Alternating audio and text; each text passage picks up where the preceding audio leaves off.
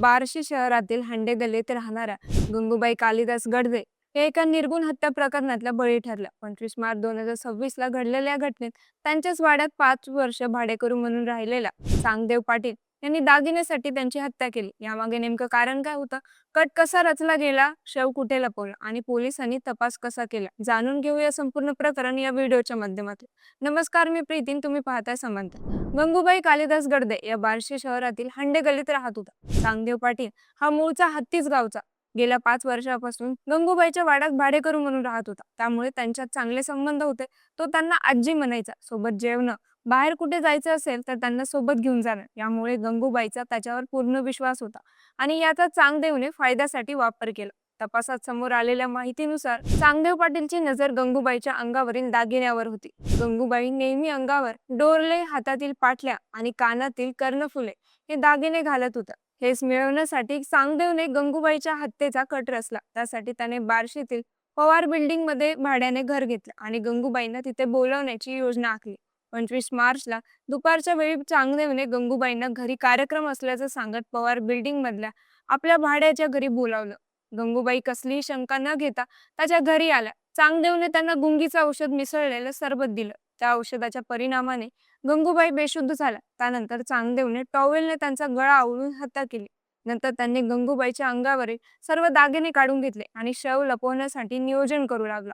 त्यांनी गंगूबाईचे शव एका पोत्यात घातलं.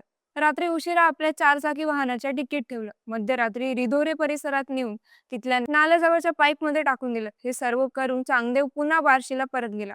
27 मार्चला गंगूबाईचे चुलत भाऊ शशिकांत वायकुळे आणि त्यांचं कुटुंब बार्शीत आलं. गंगूबाई 2 दिवसापासून संपर्कात नव्हत्या. त्यामुळे कुटुंब चिंतेत होतं. यात धक्कादायक म्हणजे चांगदेव वायकुळे कुटुंबासोबत पोलीस स्टेशनला गेला. गंगूबाई बेपत्ता असल्याची तक्रार नोंदवताना तो कुटुंबासोबत उभा राहिला. म्हणजे हत्या केलेला आरोपी स्वतः पोलिसाकडे जाऊन बेपत्त्याची तक्रार नोंदवत होता. हे त्याच्या नियोजनाचाच एक भाग होता. गंगूबाईच्या घराजवळी एका दुकानदाराने वायकुळे कुटुंबाला सांगितलं की 25 मार्चला चांगदेव आणि गंगूबाई एकत्र निघून गेल्याचं त्याने पाहिलं होतं. त्यानंतर गंगूबाई परत आल्या नाही, यामुळे संशय चांगदेव पाटीलवर आला आणि ही माहिती कुटुंबाकडून पोलिसांना दिली गेली. चांगदेवला माहिती होतं की पवार बिल्डिंग मधल्या सीसीटीव्ही कॅमेरामध्ये तो आणि गंगूबाई एकत्र आलेला रेकॉर्डिंग असण्याची शक्यता आहे. त्यामुळे त्यांनी पुरावे नष्ट करण्यासाठी बहाणा तयार केला. बिल्डिंग व्यवस्थापनाकडे जाऊन आपली पिशवी हरवल्याचं सांगितलं आणि सीसीटीव्ही फुटेज पाहण्याची मागणी केली.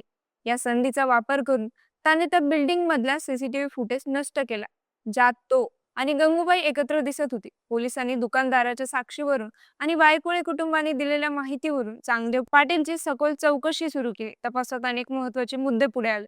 चांगदेवचे पवार बिल्डिंग मधील भाड्याचे घर आणि गंगूबाईशी असलेले संबंध, दुकानदाराची साक्ष आणि स्वतः सीसीटीव्ही फुटेज नष्ट केल्याचं काम हे एकत्रितपणे त्याच्या विरुद्ध पुरावे म्हणून उभे राहिले. त्यात सीसीटीव्ही फुटेज नष्ट करण्याच्या कृत्यामुळे उलट त्याच्यावरचा संशय अधिकच बळकट झाला. पोलिसांनी चांगदेव पाटीलला अटक केली.